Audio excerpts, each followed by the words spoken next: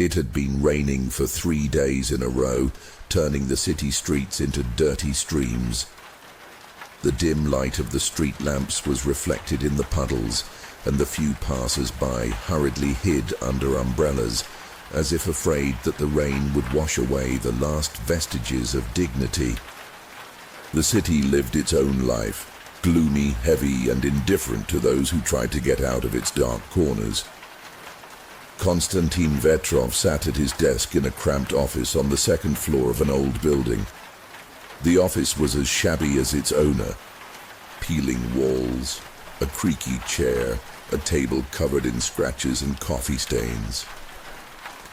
On the desk lay folders with cases, an ashtray with cigarette butts, and a bottle of cheap whiskey half empty. Vetrov looked at the screen of an old computer where a notification about unpaid bills was blinking. His life had long since turned into a routine. Cheap cases, cheap alcohol, and memories of the time when he was someone. Konstantin was once a cop. A good cop. Or so he thought. But everything changed after he was accused of corruption. The scandal broke loudly. Forged evidence, bribed witnesses, all this destroyed his career and reputation. He knew he was set up, but he could not prove anything. Now he was a private detective, a man on the edge of the law. That evening, the phone rang unexpectedly. The sound cut through the silence of the office, making Vetrov jump. He picked it. "Up wins," he said in a hoarse voice. A hoarse male voice came from the other end of the line. "I have a job for you." "Who is this?" asked Konstantin. "The name is not important," the voice replied. "Address, Lenin Street, 14, abandoned warehouse. Be there in an hour." "What are you talking about? What's the matter?" Vetrov tried to clarify, but the answer was a short beep. Konstantin hung up the phone and thought about it. It was strange even for his job, but in his situation he couldn't refuse work. He needed money like air. An hour later he stood at the entrance to the warehouse. The place looked abandoned. Rusty gates creaked in the wind, the windows were broken, and inside there was silence, broken only by drops of water falling from the leaking roof. Konstantin walked inside, lighting the way with a flashlight. The smell of dampness and mold hit his nose. The floor was covered in dirt and trash, broken glass, old boxes, and some scraps of paper. In the center of the warehouse he saw something that stopped him in his tracks. A man's body, lying face down, on the floor. His clothes were expensive, a dark suit clearly custom-made. Next to the body lay a gun. Konstantin came closer and illuminated the body with a flashlight. The man's face was disfigured beyond recognition. Someone clearly wanted to hide his identity. But the gun... Konstantin felt a chill down his spine. It was his gun. The same Makarov that he had lost several years ago under mysterious circumstances. "Damn," he whispered under his breath. He didn't have time to do anything. The warehouse door swung open with a bang, and policemen burst inside with their guns at the ready. "Hands up," one of them shouted. Konstantin raised his hands up, feeling his heart pounding in his chest. "It's not what it seems," he said loudly. "Of course," Captain Ivanov's familiar voice came from behind the police officers. "You're always in the wrong place at the wrong time." Ivanov stepped forward with a smug smile on his face. They had known each other for a long time, since their time in the police. Ivanov never missed an opportunity to remind Konstantin of his fall. At the station, Konstantin was interrogated for several hours straight. Ivanov sat across from him at a metal table in the interrogation room. "Do you know the victim?" Ivanov asked. "No," Konstantin answered wearily. Then why was your gun at the crime scene? I lost it many years ago, Konstantin said honestly. Ivanov grinned and shook his head. Very convenient. Konstantin knew that look from Ivanov all too well, the look of a man who had already decided your fate long before you opened your mouth. Listen, Konstantin began calmly. This is a setup. Ivanov leaned forward and looked him straight in the eye. Do you think someone deliberately decided to set you up? Seriously? Yes, Konstantin answered firmly. And you know it. Ivanov chuckled. Maybe. But you know what? Your reputation is already destroyed to the ground. Who will believe you? Late that night, Konstantin was released on bail. He returned to his office with a heavy feeling in his chest. His thoughts were chaotic. Who was this man? Why was he killed? And most importantly, who decided to frame him?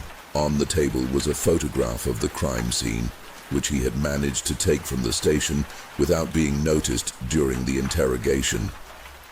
In the background of the photograph was the shadow of a man at the warehouse window. Konstantin looked at this photograph for a long time and finally made a decision.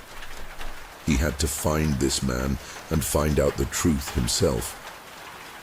He took a bottle of whiskey out of his desk drawer and took a long swig straight from the bottle.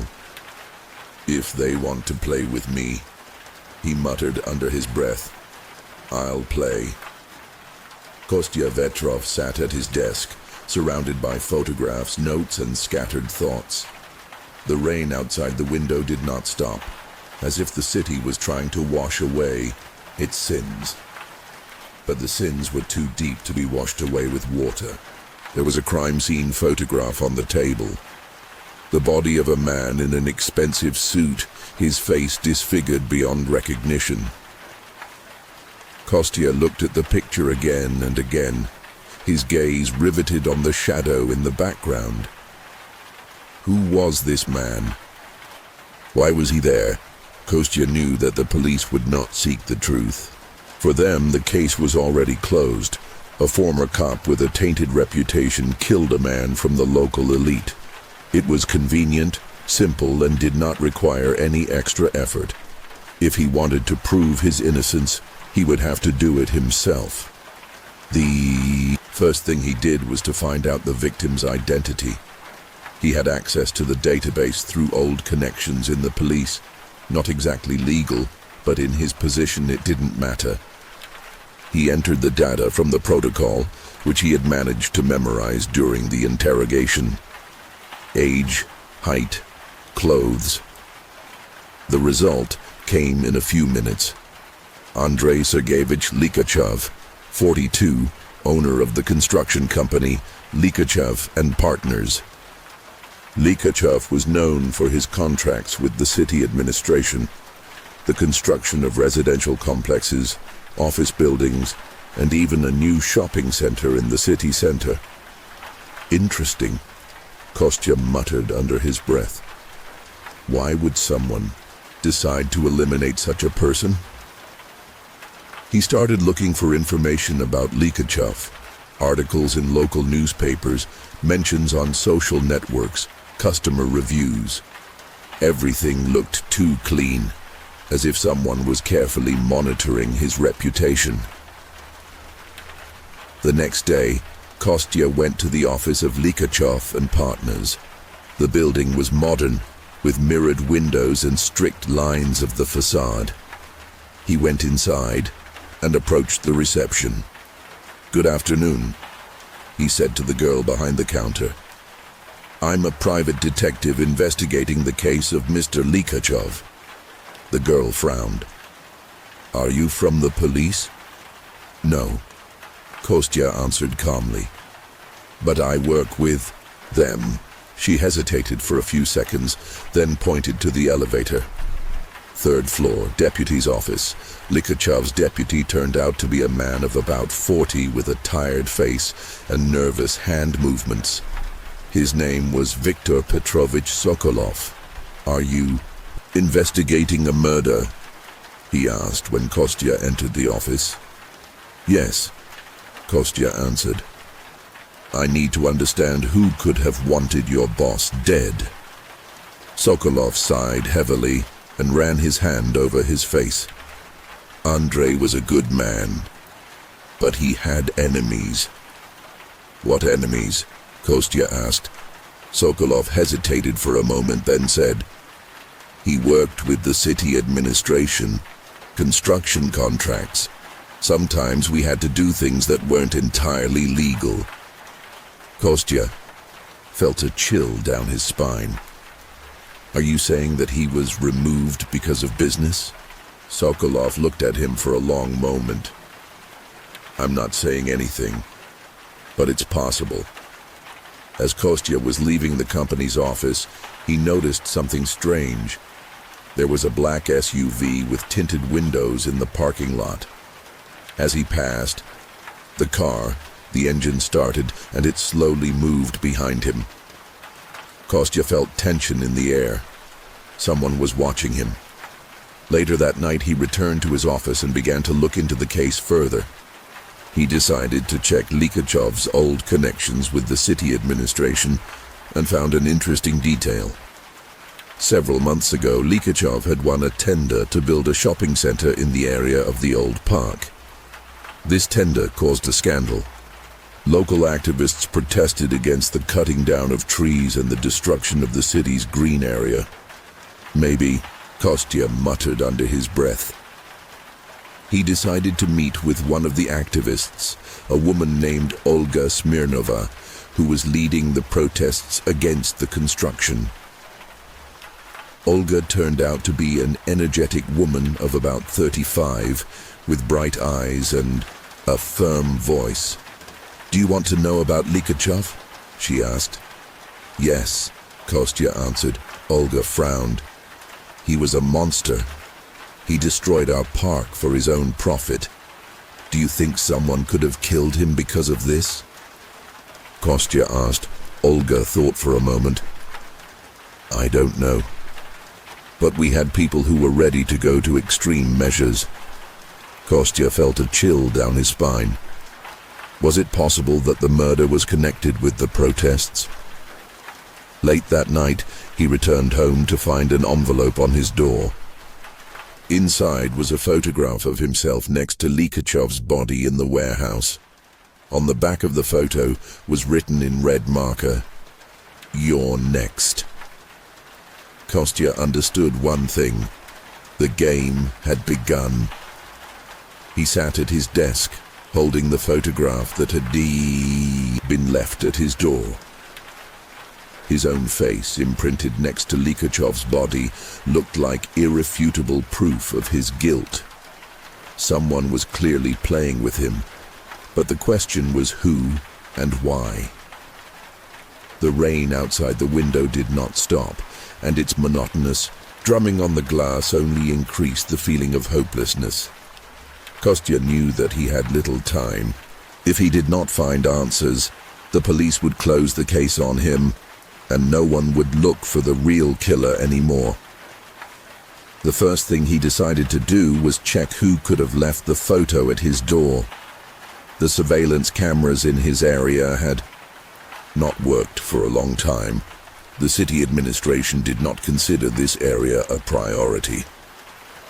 However, Kostya remembered an old acquaintance, Vasily, the owner of a pawn shop on the next street. Vasily was quite a swindler, but his store was always equipped with cameras to monitor customers. Kostya headed towards the pawn shop. Vasily met him with his usual grin. "Kostya, we haven't seen each other for a long time. What brought you to me?" "I need help," Kostya said bluntly. "Your cameras might have caught someone last night." Vasily frowned.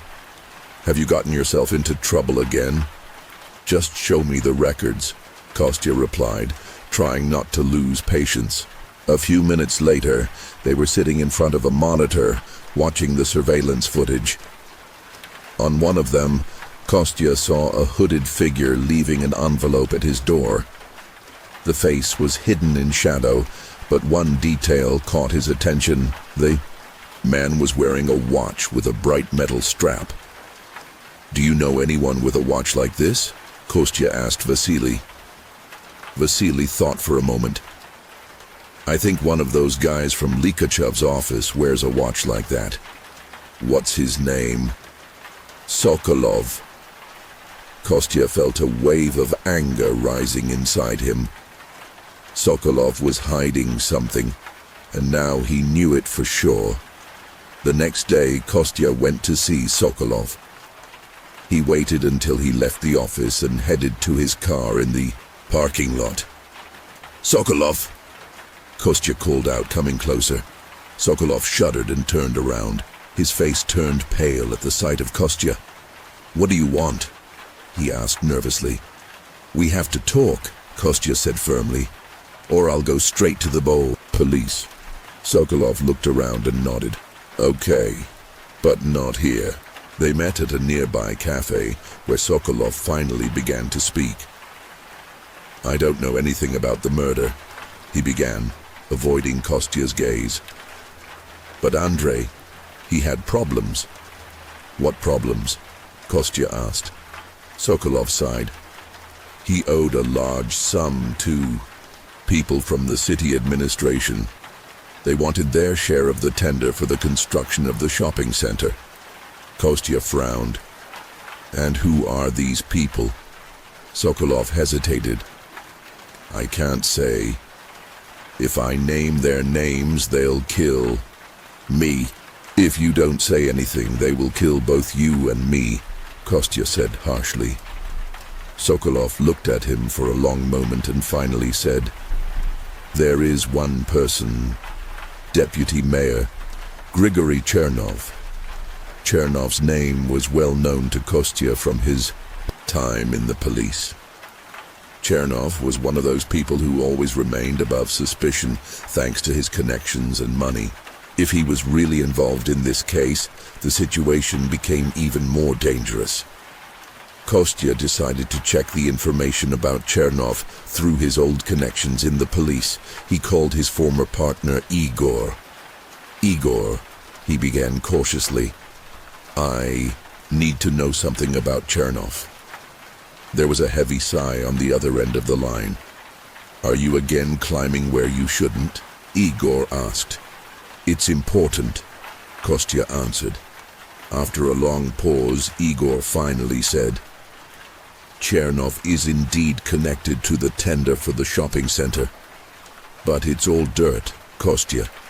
If you start digging too deep, you'll be buried along with this dirt." Late at night, Kostya found himself back in his office. He felt like a man walking on thin ice. Every step could be his last.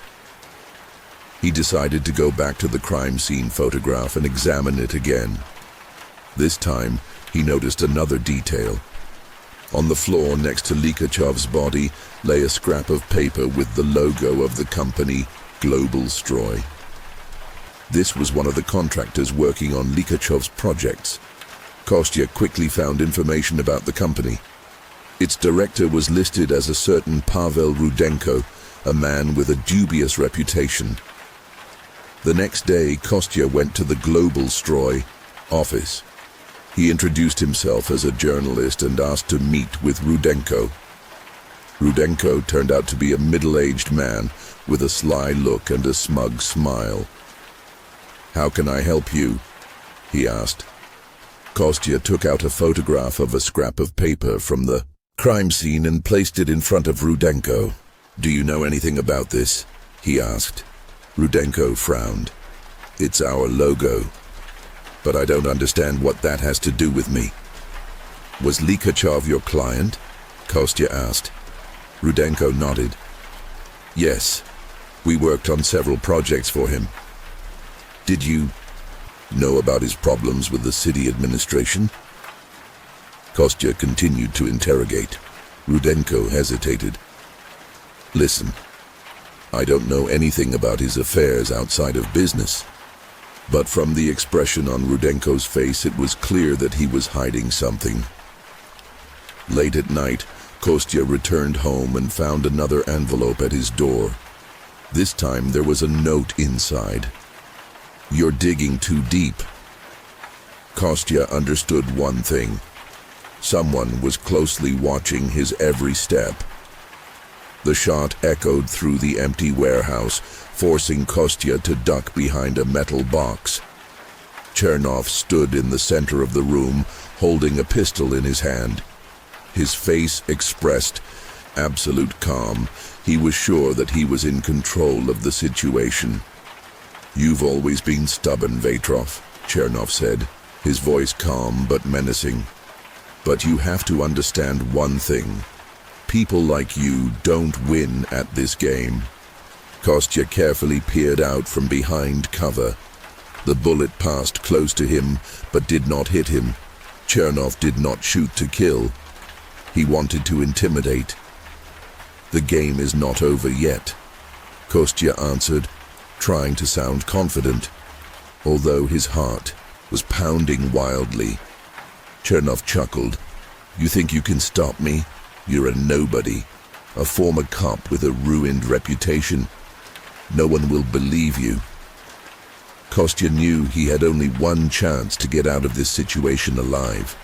He had to make Chernov talk, to reveal the truth that could destroy him. "You killed Likachev," Kostya said loudly, so that his words echoed throughout the warehouse. "And you framed me." Chernov stepped closer, his pistol still pointed at Kostya. "Likachev was the weak link," he said calmly. "He tried to get out of the game and threatened to tell everything. I just did what was necessary." "And you thought you could hide it?" Kostya asked. Chernov chuckled. "I've already hidden much more." Kostya realized that Chernov was enjoying his power. He decided to play on this. "Do you want to know what I found?" asked Kostya. Chernov frowned. "What do you mean?" Kostya took his phone out of his pocket and turned on the recording of the conversation with Sokolov. "Chernov is involved in construction tenders. He used Likachev as a cover." Sokolov's voice sounded clear and distinct. Chernov turned pale for a moment, but quickly pulled himself together. "Do you think this means anything?" he asked with a grin. "I can destroy you right here and now." At that moment, there was a noise at the entrance to the warehouse. Kostya turned around and saw Anna Serova with a group of operatives. They were armed and clearly ready for action. "Grigory Chernov," Serova said loudly, "you are under arrest for the murder of Andrei Likachev and corruption." Chernov looked at her with cold contempt. "You are making a mistake." Serova stepped closer. "The mistake was yours." Chernov tried to raise the pistol, but the operatives quickly disarmed him and handcuffed him.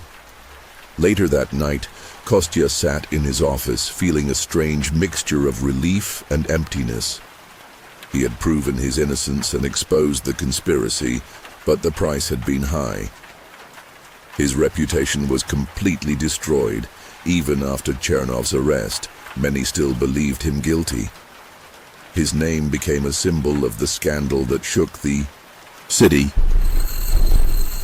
Kostya poured himself some whiskey and looked at the photograph of Likachev on the table. "Sometimes the truth costs too much," he muttered under his breath. The rain outside was still pouring down without stopping, as if the city was crying over its losses. A few weeks later, Kostya received a letter from Anna Serova. Inside was a short text. "Thank you for your help. The truth won thanks to you." Kostya smiled a bitter smile and threw the letter into the trash can. He knew one thing: truth had won, but he remained its victim. The creaking chair beneath him made a plaintive sound as he leaned back and closed his eyes. The city went on, with its own life, grim and indifferent to those who try to fight for justice. The game is over, but the scars remain forever.